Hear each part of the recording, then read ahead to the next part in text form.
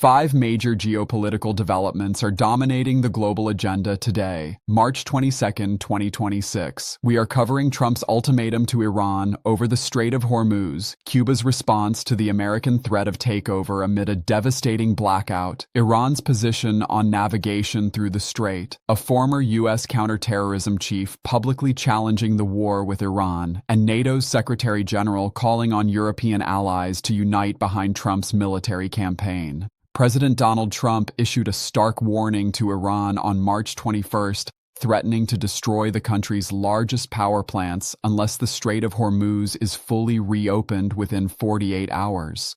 Washington and Israel launched their bombing campaign against Iran on February 28th, and Tehran responded by closing the strait, through which roughly one-fifth of the world's oil supply passes. Iran has now countered by threatening to strike American and Israeli infrastructure across the region. In Cuba, the government declared it is prepared for any possible U.S. military attack as the island suffers its third blackout this month.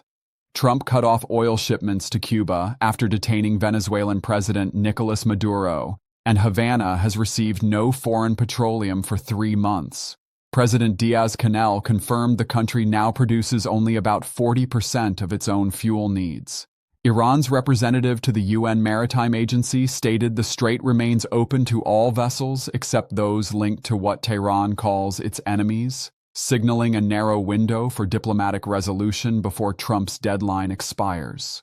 Former National Counterterrorism Center Director Joe Kent, who recently left the Trump administration, told The Washington Post that Israel pushed the president into launching the war and warned that any ground operation in Iran would be a disaster. NATO Secretary General Mark Rutte expressed full support for Trump's military campaign and said he expects European allies to eventually unite behind the effort, acknowledging that nations were excluded from initial planning to preserve the element of surprise.